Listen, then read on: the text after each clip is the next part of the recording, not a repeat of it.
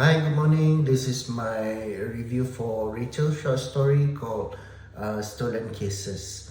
When I first read the story, I didn't think that this was going to be a horror story because it was set in a hospital, with people lying in a coma, and I thought it was going to be a very dramatic story, but it turned out to be a horror story, which I particularly enjoy.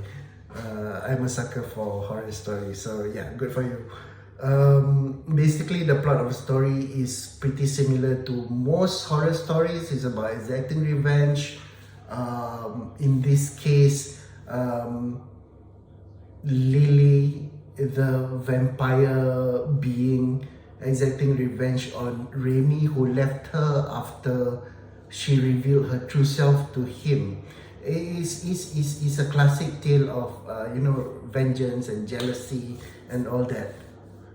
But the interesting thing about this short story is it takes the point of view of the Pontianak. I'm assuming she's a Pontianak.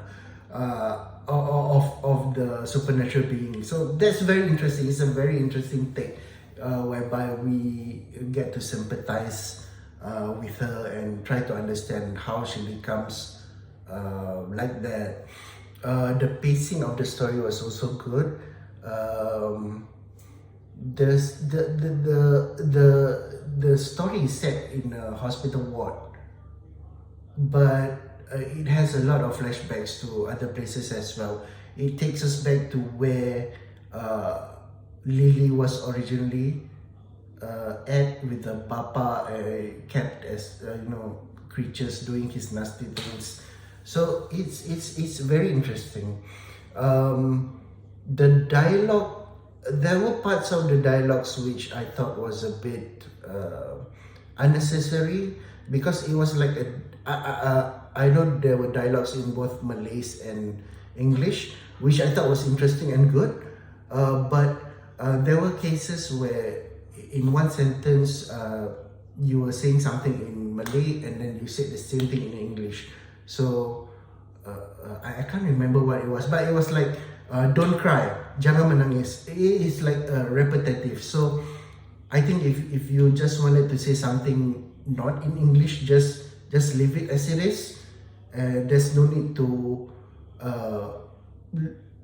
say a literal translation of it in English. I think the readers would know to assume what it meant, or if they should go look it up themselves instead of us repeating those things. It doesn't sound natural, I think.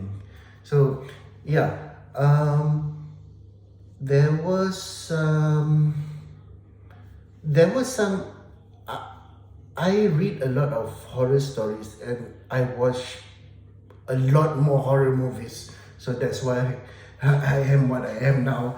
I had a bit of issue with the cohesiveness because there were mentions of how Lily was unbound from her bapa. I think you mentioned that only someone with a pure heart could unbound her. But almost immediately after that, in the same paragraph, you mentioned that Remy basically only lasted for Lily. So if you are only lasting for someone, I don't think that person is of a pure heart. And the fact that why Remy kept visiting Bapa in the first place, I don't think anyone with a pure heart would go visit a Bomo or people like that, seeking black magic and stuff. And also the third part is you mentioned that when Lily first revealed herself, Remy immediately freaked out and ran away and left her, So Remy is definitely not someone with a pure heart. Yeah, I mean, if you want to tell a story of how Remy unbounds Lily from the Bapa, maybe it could be some other way. Like, I think I made a note here. Maybe Remy could have bapa, you know, because Remy isn't a good person, so it would be in his character to do such bad things to bapa, which eventually would release and unbound Lily.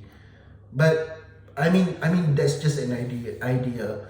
And another thing is, will always ask, why does a hantu or a pontianak or whatever, why do they exact revenge on that specific time? In this case, it was 20 years later after Remy split.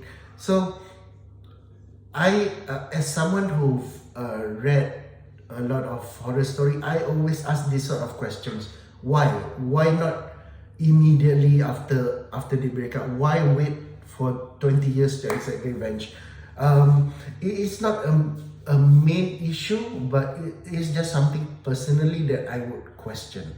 But overall, I really enjoyed the story because of the point of view. It's very unique. So yeah, thank you so much for that.